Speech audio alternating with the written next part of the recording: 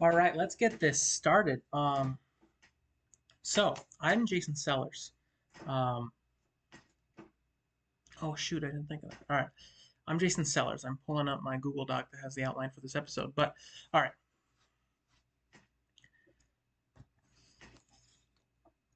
I'm just gonna log in Instagram here real quick and take a story so people know I'm live. Okay, I'm Jason Sellers, and this is the first ever episode of the Jason Sellers Politics podcast. Um, if you may be watching this on Twitch, you're probably not because this is my first podcast. But you may be watching this on YouTube and you may be listening to this on Spotify. Um, sorry. I'm going to try to make this, as you can tell already, I'm trying to make this an unedited thing. So this is the Jason Sellers Politics Podcast. I have been uh, on social media politically outspoken and on social media for about a year and a half now. It started with Vote Sellers, which was my handle for my mayoral campaign, which I'll get to later in today's episode. But um, I also have been doing stuff on my account since I found out I can't run for mayor because I'm only 18.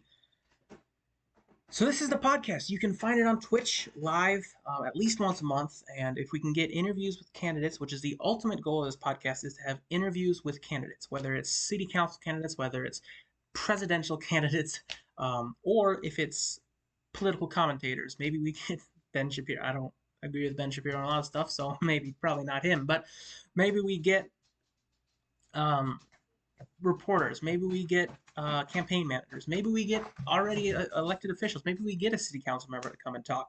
That's the goal of this podcast. But for right now, it's just me. When it is with other people, it'll be on Zoom. Right now, it's just a webcam. I have 2 streams set up for each scenario, or 1 stream for each scenario, I should say. Are you okay, amigo? All right. So, this is the Jason Sellers podcast. If you are watching live, thank you. Um, but you're probably not. You're probably either watching this on Twitch or listening to it on Spotify. This will be a podcast on Spotify with just audio. I will cut out the very beginning of each podcast where I make sure the stream's up and I'm not saying anything.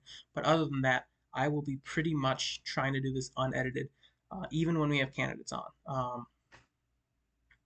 So, yeah, this podcast is going to be about me. It's going to be about what I believe. It's going to be about my political history. This is going to be about um, where I'm situated. This is going to be about um, the election in my city, which is Minneapolis. As you can see, if you're watching this on Twitch or YouTube, there's a banner here on the bottom that has, that says confirms that we go over Minneapolis. Okay, this is weird. It's mirrored or not mirrored. Minneapolis politics, Minnesota politics, American politics, and world politics. That's in order of smallest to biggest, but it's also in order of most talked about to least talked about because I know more about local politics than I do world politics. It's just how I am right now. So get to know me. I was born the youngest of 5 brothers. I was the only one of my brothers born in Minnesota. I was born in Minneapolis. And I've lived in Minneapolis almost my entire life. Both my parents have passed away. I live with my grandfather in Minneapolis, and I've lived there the east side of Minneapolis, and I've lived here since about 2008. I lived here a little bit before that, but yeah, I live in Minneapolis. I have some interests. I like sports, gaming, sports, dogs. That's my other podcast. I have another podcast on my main account, Ostrich and Cell One, where I talk about gaming, sports, and dogs. We haven't done an episode since last August, actually, because I wanted to do it with guests, and I can't really find guests. The Gaming Sports Dog podcast, you guessed it. We talked about gaming, we talk about sports, and we talk about dogs. You can find that on Spotify, the Gaming Sports Dogs podcast. You can also find it on my second YouTube channel, Austin Cell 2. I should say that my uh, social media is Austin Cell 1. My YouTube's Austin Cell 1. My Instagram's at Austin Cell 1. My Twitter's at Austin Cell. My Snapchat's Austin Cell. My second YouTube channel is Austin Cell 2. I have an Off Jason Cell Vlogs channel, which I haven't uploaded anything on, and I plan to upload sometimes. I still haven't uploaded on my main channel in like a year. So, but I also have Jason Sellers Politics, and this is what I'm not going to be plugging my main accounts. I'm going to be plugging Jason Sellers Politics. You can find me. You can find the social medias up here. If you're listening on Spotify, it's at Vote Sellers on Instagram and Twitter, Jason Sellers Politics on YouTube, and obviously Vote Sellers on Twitch. I love gaming. I love sports. I love dogs. That's it. You can see right here. I am seen at the Football Hall of Fame in an Adrian Peterson Vikings jersey. Huge Vikings fan. I'm a pretty big Twins fan. Not quite as big as I am a Vikings fan. A pretty big Timberwolves fan, but definitely more casual than the other two. And a very, very casual Wild fan. I've never watched a Wild game. I just say, hey, if I want a team to win, I want it to be the Wild. Not even that. It's more so that if I want a team to lose, I want it to be the Blackhawks.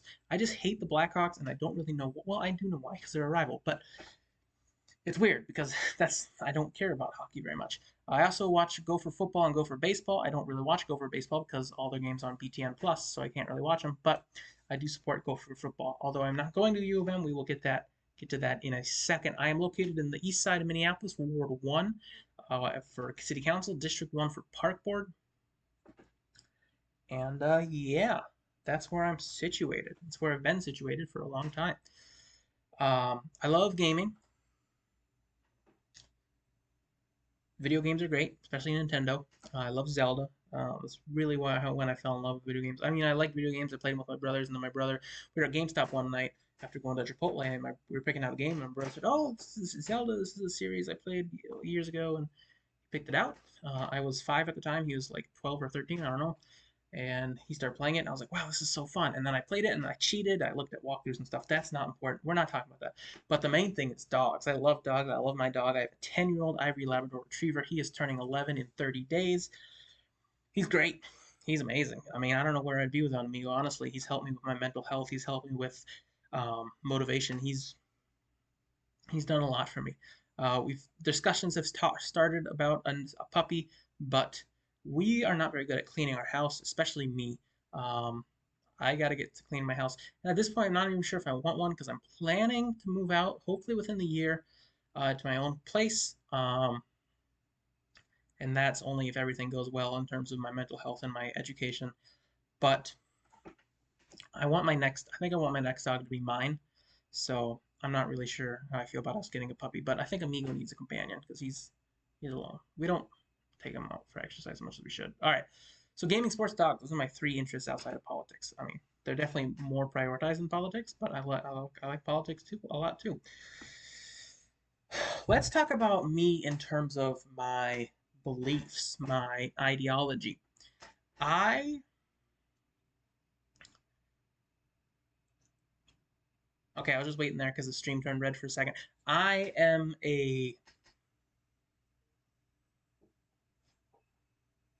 I'd say pretty active participant in politics for my age. I'm 18 years old. I didn't mention that. I did probably, but I didn't mention that in the last segment. I am 18 years old, and I gotta make a text here. Um, I'm 18 years old, and started the live stream. All right. I'm 18 years old, and I first followed politics. I mean, I obviously followed it like in 2008, 2012, but I was like 6 and 10 at the time, so I didn't really follow. I guess 5 and 9. I didn't really like know what was going on. I knew Obama was running against McCain, and I knew Obama was running against Romney, and I wanted Obama to win because that's who my family wanted to win, but I didn't know much about them. I don't think I knew what a Democrat or Republican was. But really the first thing I followed was the 2016 election. Um, I made a prediction like 2015. I think Bernie Sanders is going to be the next president. I, I didn't have much to go off of. I had just outside, like external articles, videos, headlines, really headlines because I didn't read or watch because I wasn't that interested at the time. Obviously, he didn't win the nomination. Hillary Clinton did. Oh boy, that was a mistake. And Yeah, so he was not president, and then Trump got elected, and I wasn't happy about it because I knew what it meant. I knew what his some of his policies and his beliefs were, and I knew that Hillary Clinton wasn't a great candidate, but I knew she was better than the alternative. Oh yeah, another reason I'm doing this live on Twitch, and I don't know if I'm going to be doing this live on Twitch when I have guests, just because Zoom, I don't want Zoom to mess up. And yeah, anyways, but that's the plan at least. But another reason I'm doing this live is because there is a chat. So if you drop something in the chat, you can't see it on the screen, but I can read it. And so if you ever have a topic or a question, drop it in the chat on Twitch, and I will answer it live if it's a good question. Um, So yeah, 2016, was not happy about that, and I followed it live on my phone. I didn't watch. We didn't have TV at the time, but I would watch. I'd refresh Google and check Twitter. Or yeah, I guess I had Twitter at the time. But Instagram and talked to a group chat with friends about it. And Trump won, which was yeah. I listened. That's the first time I was really invigorated by it. I brought a radio into my bedroom and I listened just about until Pennsylvania was called, and then I gave up. Um, yeah, that was early morning. And then the next day in my world history class, my teacher, one of my favorite teachers I've ever had, he uh, he gave us an assignment. We had a weekly writing assignment every week for sixth, seventh, and eighth grade. I had the same teacher for my social studies all 3 years. Hi, amigo. Amigo's my dog name. I don't know if I mentioned that. I had the same social studies class or same social teachers. We'd have a weekly assignment every week. And that week, our assignment was just to write a letter to either Barack or Michelle or Trump. And he let us use whatever language we wanted. We could say anything. I don't remember if I used many, if any, expletives, but I did. I think I wrote to Trump, and I said, why, what do you, what, you're mean, man." That's pretty much what I said. Um, and yeah, so that is when I really started doing it. But then 2018 midterms is when I had TV at the time. I turned it on. I watched. I followed updates. I followed updates on Georgia, really, for Stacey Abrams. I followed updates on who was winning the Minnesota Congress seats. Ilhan Omar went to my high school, by the way. Just say that. And yeah, so midterms were really when I started getting interested, and ever since then, I've been more and more interested. It was really at the beginning of 2020 that I really got a spark, and that's when I started my mayoral campaign, which I'll get to in a minute. For me, school's a big thing. I mentioned Ilhan went to my high school. I didn't. She went to my high school much more than I did because in 10th grade, started having really bad anxiety. I started feeling really sick every day, and I kind of had that in 8th grade, but not nearly as bad as it was in 10th grade. And a few weeks into 10th grade, I stopped going, and I ended up doing some homebound stuff, and then I ended up going to a day treatment place for a couple of months. Um, but none of those places I was really able to do, or at least homebound, I wasn't able to participate very much because I still had massive anxiety and a little depression.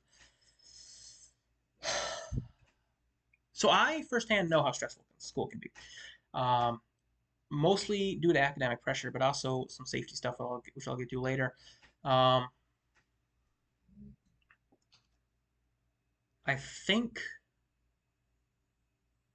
I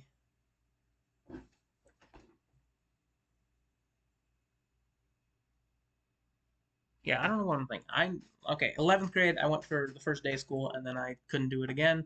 And then distance learning started, and I started doing a little more. I actually went the first day of my second semester too, or the second day of my second semester. But other than that, 11th grade, I didn't go pretty much at all. And 12th grade, distance learning, I was able to do for a few weeks, and then that was anxiety producing. So yeah, so I know how stressful school can be. I know how important school is, because I want to study stuff in college, but I can't because I don't have my diploma yet. But I am going to a transition school, so hopefully I can finish my credits by December, maybe January, because that's when the semester ends. But for now, I am not graduated yet, so I plan to attend a community college in the fall of next year, 2022, and study political science and get a political science associate so I can go to the University of Minnesota, that's my dream school, and get a political science bachelor's, a BA, as they would call it. So I kind of already know what classes I'm going to take in community college because there's certain classes you need to take to get the transfer, to guarantee transfer. It doesn't guarantee transfer to University of Minnesota, but it does guarantee a transfer to a Minnesota state school. So maybe I'll go there instead. but I want to stay in Minneapolis, especially Northeast Minneapolis. So if I need to run for office, I can do it in my current ward. I don't think that's going to happen, though, with the way the election's turning out. I like the candidates who are running. All right. So that's my school stuff. Let's get more about me politically. Did I not talk about my political history? Okay. Whatever. You know what? I did. Okay.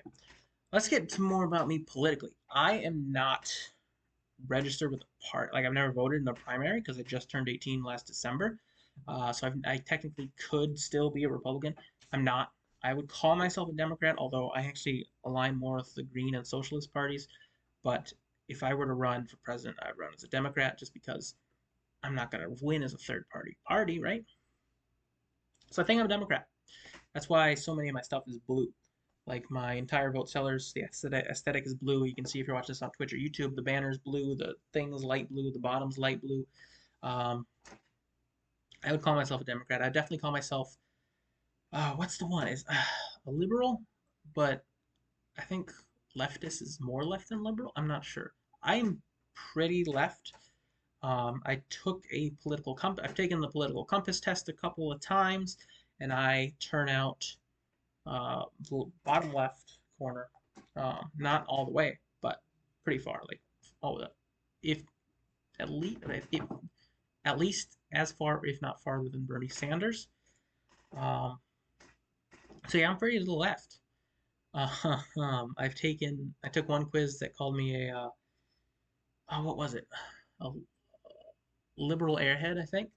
I took the what is it? The 8 values quiz. I think I'm all the way on the, not the corporation side, but the humanities. I don't remember. It's been a while. I'm going to take those quizzes again and put them on my website. Votesellers.wixsite.com/votesellers, by the way. Thinking of starting a blog there. Maybe, though. Not if I'm doing this. I mean, everything I want to say, I'm pretty much going to say on this podcast. I say a lot. All right, I'm getting distracted. Yeah, so I'm pretty far to the left. As I said, I couldn't vote. I was a month too young to vote last November. I would have voted for Joe Biden. I did endorse Joe Biden on my vote sellers page after the first couple nights of the DNC. I was going to endorse him anyway. I mean, as soon as he was the nominee, I knew I was going to support him because I don't even need to say why. Yeah. You guys remember who the last president was? Okay. But I do plan on voting in every election I can from now on. Whether that's special elections in February, whether that's city elections in odd years, midterms elections, or general elections, or primaries. I'll be voting in every one because I believe voting is important. I believe government is important. I'm not a libertarian, that's for sure. And I believe we need to elect candidates who care the most about us. Do I think Joe Biden is that person? No. I probably would have voted for Elizabeth Warren in the primaries. Maybe Bernie Sanders just because he was more he had a higher chance, but I think I would have voted for Elizabeth Warren. I would have thought about it a lot more if I was actually voting, but my gut choice was Elizabeth Warren. And part of that is mainly, I mean, I find them pretty similar. I know Bernie's a little farther to the left, but I think uh, getting representation is important. And I think having a woman in the White House would be important. In terms of gender, like, I think you should always elect the best candidates, but if they're the same, I'm probably gonna say, well, you should elect a woman just so people, so that inspires people, so that little kids can say, oh my God, I can do this too, but also to get that notion out of people's heads that women aren't as powerful or black people aren't as powerful. Like, we need to get that notion out of people's heads, out of people on the right's heads, out of some people on the left's heads. Uh, so I think people are people, you know what I'm saying? And everyone should have the same rights.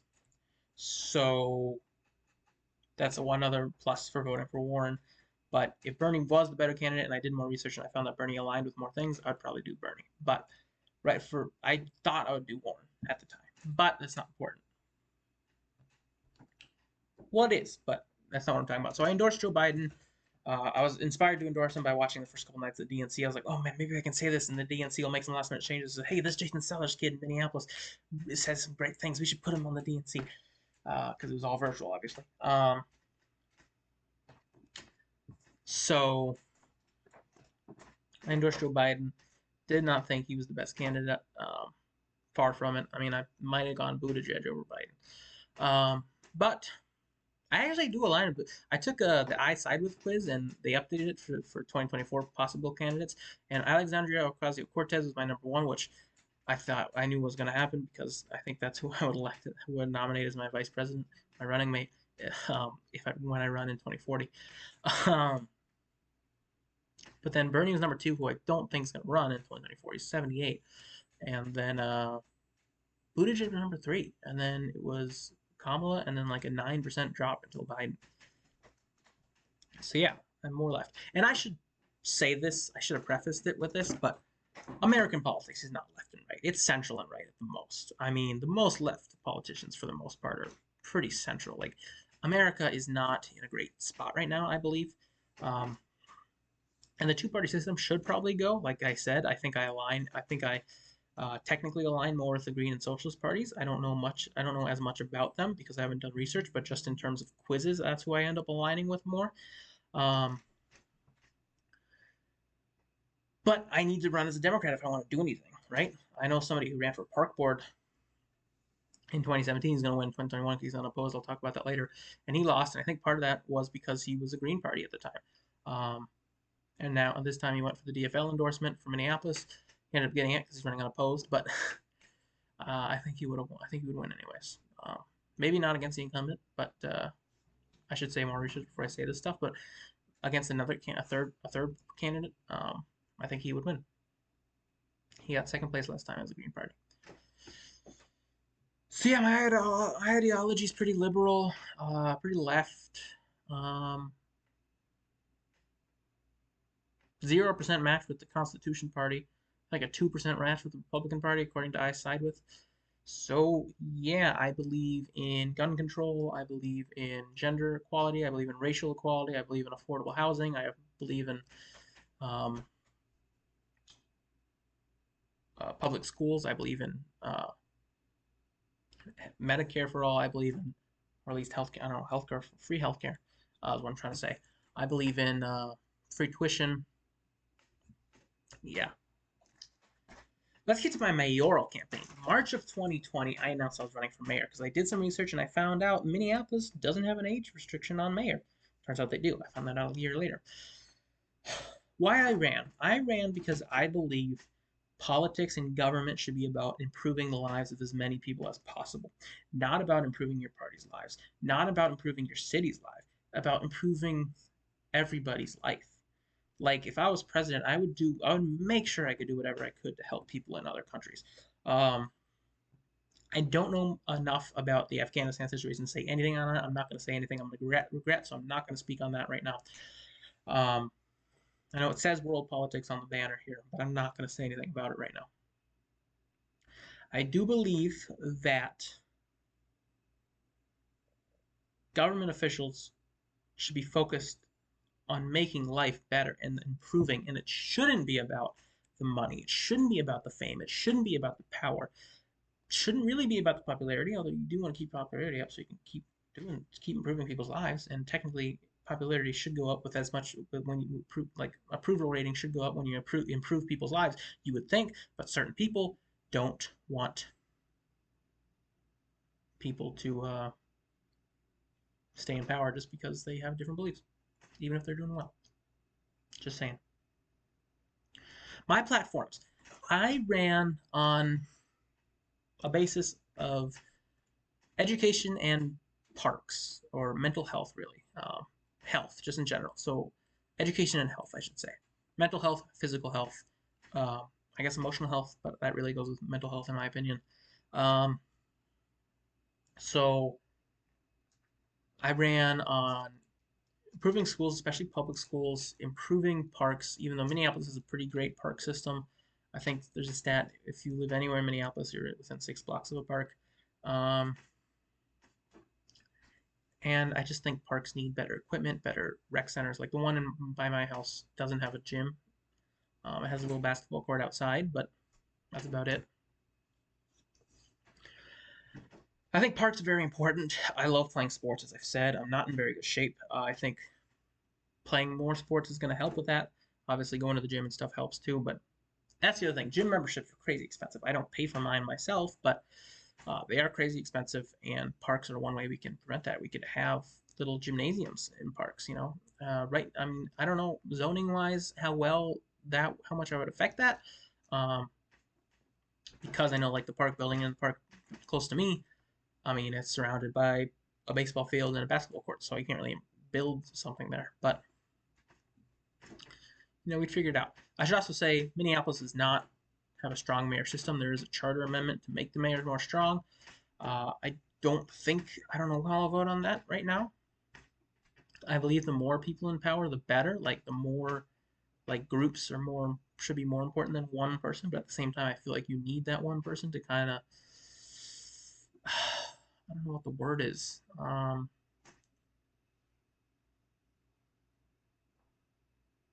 Represent kind of like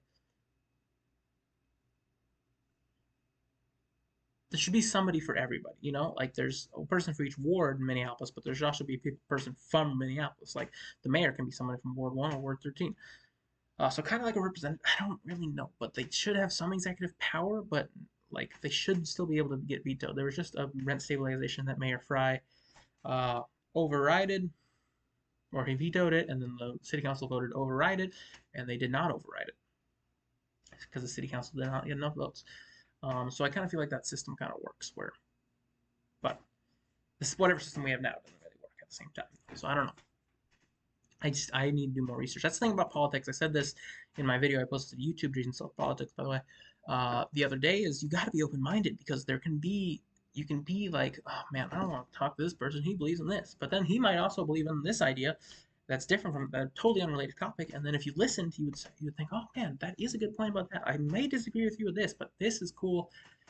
We should improve this. Whatever. You should always be open minded, and that's why I'm not going to vote until election day. That's why I am going to keep doing research, and that's why I'm going to keep watching videos, keep listening to podcasts, keep reading articles, so I can make my most informed choice. And that's why I think voting is so important, because people need to make the choice. The people need to make the choice. When you have voter turnout of 20%, technically, mathematically, it's statistically probably representative of the city, but if you're getting close to the same voter turnout in each area, but at the same time, you don't know for sure. And that's why I think I want people to vote, even if they're voting against me.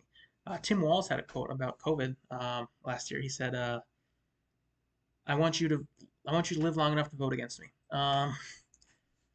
Because I think people are important no matter what. I think we should keep people healthy and keep people happy no matter what they believe. I mean, obviously there are some bad people. There are people who murder. There are people who kidnap. There are people who do all sorts of awful things.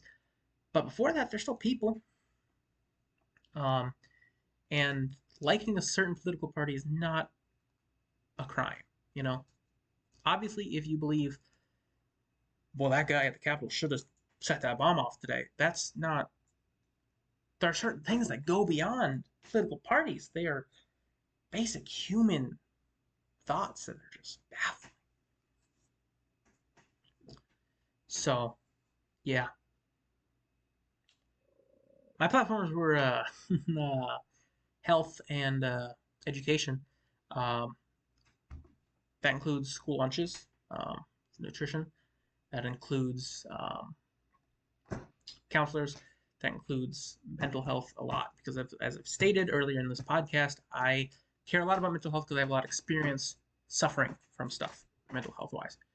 Um, so let me get into some of my ideas I had when I was going to run for mayor. Again, we are not in a council strong area, or we are in a council strong area. Although it's weird, Minneapolis is weird. It's not one way or the other. The mayor's in charge of the budget, so I don't know. It's kind of weird. You need to do more research to clarify, and everyone should be doing more research all the time. Should always be learning, right? All right. The OISIB project, opportunities and information Wait, opportunities and what? I just watched the video where I explained it. It's an idea I had in seventh grade. OAICWB. OICIB is what I call it. The OICIB project. The opportunities and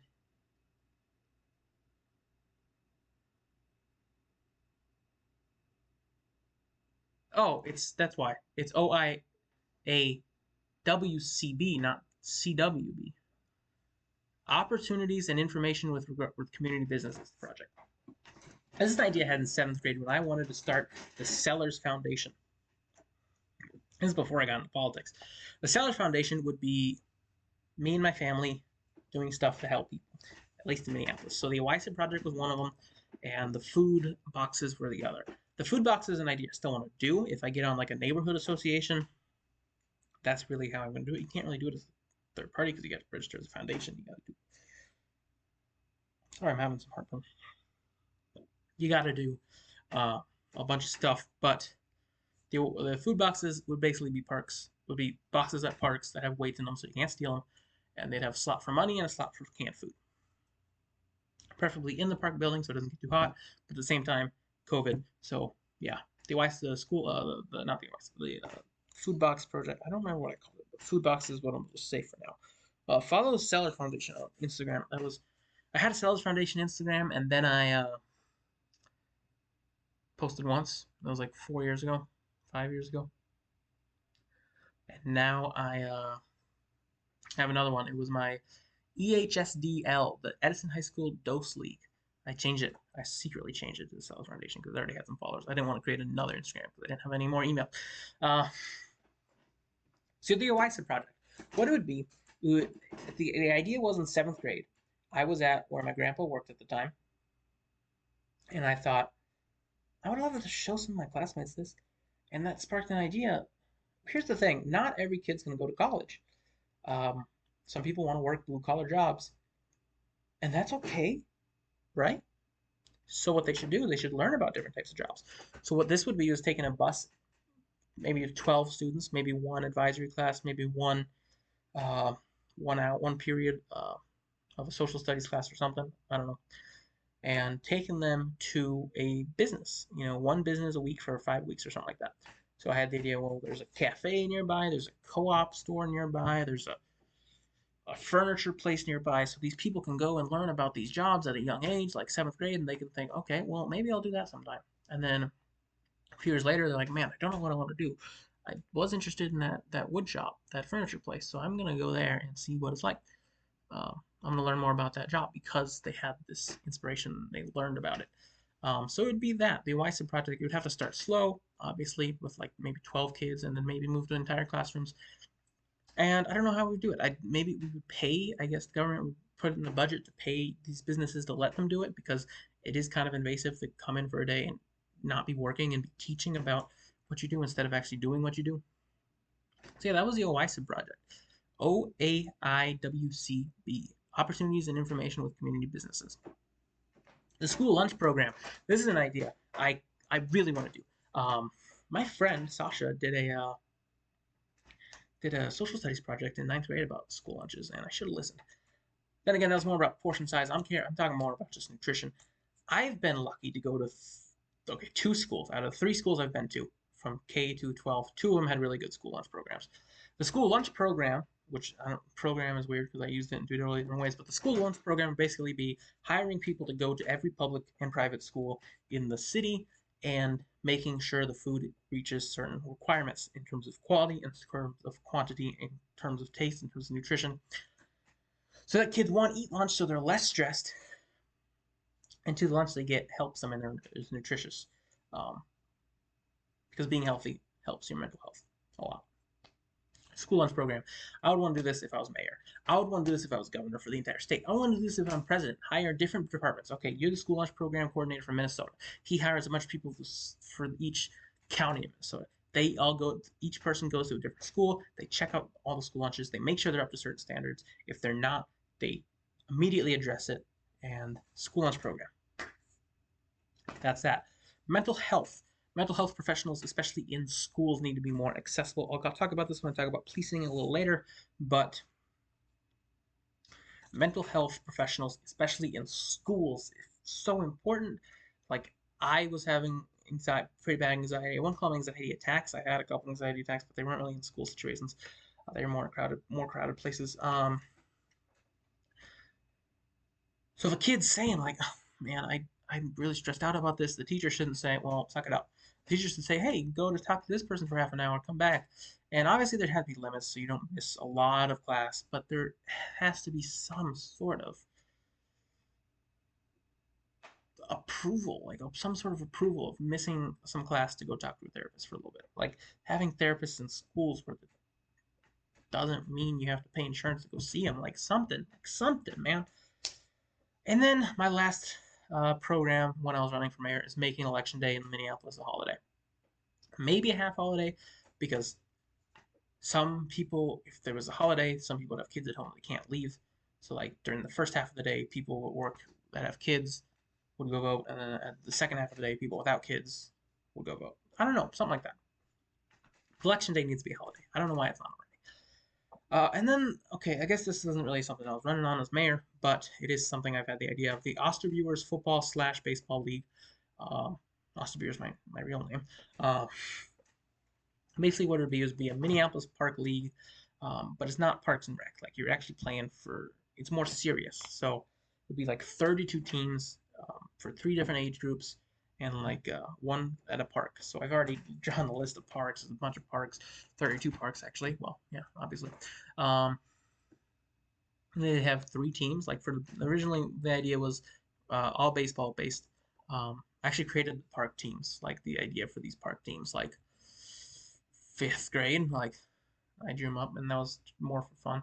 Um, but it would just be more serious, and it would get more people into the city, and it would improve our reputation, and it would improve our export of athletes.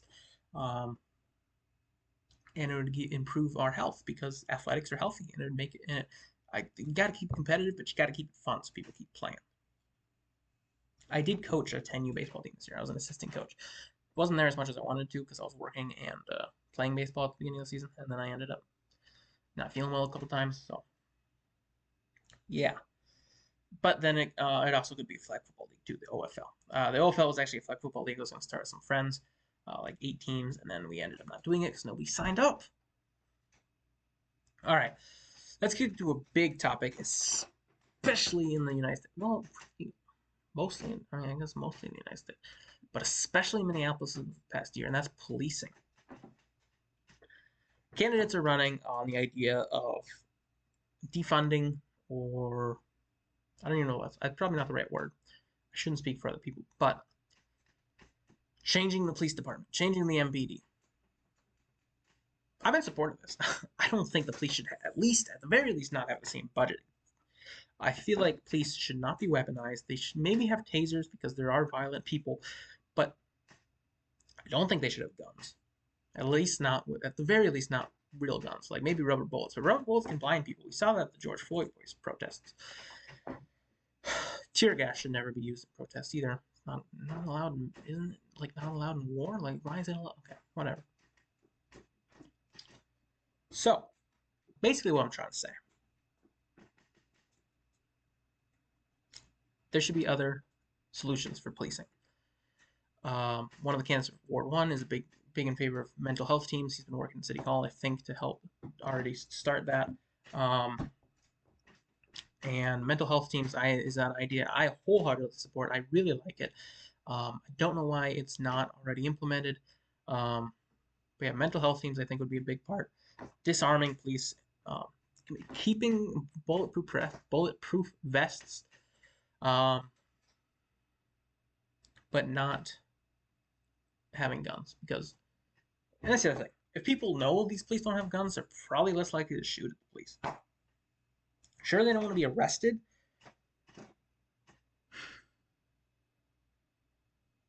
but I think most people would rather be arrested than die. So that's why they would shoot it. But I don't know. I've never been in the situation. I don't know what a criminal thinks, but, and that's the other thing. That's the other reason they shouldn't have guns. You shoot somebody, you find out he's innocent. I mean, this is what happens. Obviously, there's other way to kill people. Obviously, George Floyd wasn't killed with a gun. He was. Oh my God, that's ridiculous. All right. Policing mental health teams, I think, is a great idea. I think defunding the police, probably not abolishing, because there are situations where people get in their carjacked. But at the same time, people have said, well, please take a couple of minutes to get there. And, I was watching an interview of Elliot Payne on Wedge Live from a few months ago. He said, the police probably aren't going to get there in time to save your catalytic converter. So, yeah, policing. All right, the big topic for me. This is the second to last topic before we get into the last topic before we get into the Minneapolis specific elections. Guns. Why do they exist? I don't know. War, I guess. I don't know. Hunting. Whatever. Some people want to ban assault rifles. I want to ban guns. Straight up. I think it should be illegal to have a gun, at least outside of your home. At the very least outside of your home. I think there should be some sort of law. If you are found with an assault rifle outside, you are a minimum of 10 years in jail. You could say these gun laws are going to disproportionately affect certain groups of people because they live in different neighborhoods, but they feel the need to have this protection. You don't need an assault rifle no matter where you live. So I think if you are caught with an assault rifle outside of your home, outside of your, not even your property, your physical indoor house, you should be sentenced because you are obviously trying to do something. If you have an assault rifle in the city, what are you trying to do? I am afraid of going to a movie theater on a Friday night. I am only going to movies on like matinees now because I know the possibility. There's not enough security. I feel like there should be metal detectors in schools. It's going to slow down the process. It's going to make people feel, I don't know, violated. But safety is my number one priority. I think it should be illegal to have an assault rifle, obviously, outside of your home. And then I think if they get a warrant, they suspect you are up to something, they can get a warrant to search your home. And if you find it in your home, it's 5 years, not 10 years, but 5. Because maybe you didn't have the intent to plan, but you did have the intent to eventually do it. So maybe 10, I don't know. And then a handgun, I feel like it should be 5 years if you're outside your home. Because a handgun, there's a slight chance you don't have the intent. But I feel like guns should be illegal. There's no purpose. You want them to defend, but if the people breaking in don't have them, why do you need the gun to defend? And maybe, even if you are defending and you do need a gun to defend, you probably don't need an assault rifle. All right, we're going to take an ad break if you're listening on Spotify. If you're not, we'll just jump into the next segment. All right, so our last segment is the Minneapolis elections. There are 6, 7, 8, plus 9, plus 10. Okay, let me count real quick. Okay, there's a mayor seat up. There's 13 city council seats up. There's 6 parks commissioner seats up. There's 3 parks at large seats up. And there's 2 board of estimation board of estimation and taxation seats up. A lot of seats. They are staggering it. So the city council terms are only 2 years now for this election. But then they're going to be 2 years in 2023. So then they're going to go back to 4 years. So I thought the whole point of staggering it for 2 years this time, so that now it'll be 2023, 2027, 2020, or 2023, 2027, 2031, and the mayor will be 2021, 2025, 2029, so that they wouldn't be all switching out at the same time. But the next one are also 2 years, so it seems pointless to me. All right. So everybody's up pretty much. School board's not, but everybody else is. Who is running? So in mayor, I already have videos on YouTube, so I'm not gonna go much in depth. Mayor, we have the incumbent Jacob Fry. Ironically, he ran on public safety, and now people are more afraid of the police than ever. So that's fun. Sheila Najad, activist, community organizer, co-founder of Reclaim the Block. I think that's who I support right now. I'm going to a meet and greet with her on Saturday. Hopefully I get a couple seconds to say something. Maybe she'll be on this podcast. Kate Knuth, former state representative, 3 terms. Jarrell Perry, AJ Awed, I think, is running. And some other people. 2 Republicans, I think, and a bunch of either unknown or independents. So, For Ward 1, we got the incumbent, Kevin Reich. I think he's his second, third term coming up. I'm not sure. He won against Julia Pacenda last time. Most of the people I know, if not all of them, well, except for one person who's the campaign manager for Elliot Payne, the only person I can think of who didn't vote for Kevin Reich last time, of the people that I know who voted or who have told me they vote. So, Kevin Reich, and then Elliot Payne, and then two other people who aren't going to make a difference. Although they might, because those people help the extra candidates help the incumbent. So we got Elliot Payne and Kevin Reich, and then we got Sheila Najad, Kate Knuth, and Jacob Fry for the mayoral race, and then for my Parks district we got Billy Menz, and that's it. So I think I support Sheila Najad right now. She seems like she's gonna bring change. She's definitely she's a renter, so she's definitely in favor of renters, and she wants rent stabilization, I think, and if that's the right term, she wants rent to be affordable. Jarrell Perry said in the DFL Minneapolis DFL mayoral forum, something like the average price of so and so is going up, is like $1,600. The average price of some price of affordable housing is going up to, I did air quotes if you listen to this on Spotify, is gone up to $1,600 a month. And he said, who is that affordable for? And I wholeheartedly agree. I'm looking to get my first apartment in a year. I technically have a job. I haven't worked for a while, but the job I do have pays $11.75. So I have to work at least 30 hours a week. I mean, I'm going to be going to school, so I can't work full time. Like I don't know, technically I can't, but I can't probably do it. So 30 hours a week, at least in the summer. Hopefully I get a Pell Grant so I don't have to pay for tuition. Right now, I support Elliot Payne, just because he has a lot of ideas I better align with than Kevin Reich, and he's a big what's the word I'm looking for? Advocate for mental health teams, and we need change because right now whatever we're doing in Minneapolis isn't working. I mean, George Floyd was an obvious indicator of that. The fact that the Minneapolis police would just straight up kill someone over what, a counterfeit? I mean, come on. That's the other thing about policing. Traffic stops. I mean, they are going to stop that, but Mayor Fry did just add quite a few $1 million to the police budget for next year, so that's great. That's fantastic. That's exactly what people want. And I know there are people that live in neighborhoods where they feel like they need police, but a lot of the time, the police aren't going to respond in time. So I know there's a lot of people who don't feel safe calling the police at all. And then I support Billy Metz because I know him. He coached me in baseball. He's a cool guy. A coach is who you want to be running your parks, right? Because they appreciate that. They know what they need.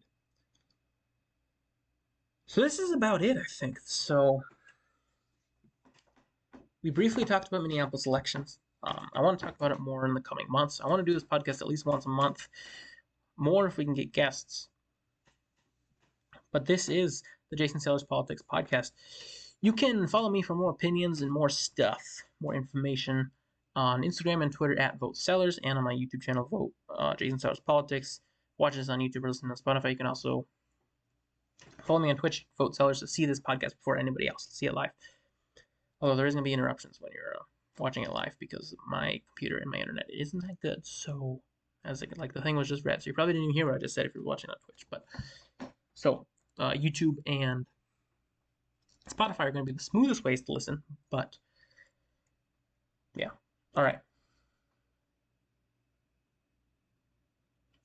You can follow my personal account. I'll add UpNewsCell1 and add UpNewsCell on Twitter. UpNewsCell1's Twitter or Instagram. And then my main YouTube channel is UpNewsCell1. This has been the Jason Sellers Politics Podcast. Tune in every month for Minneapolis politics, Minnesota politics, American politics, and world politics. We're not going to talk about all four every time, just like we did tonight, but we are going to be talking about at least one of the four every time. So yeah, hopefully we'll get some candidates on here.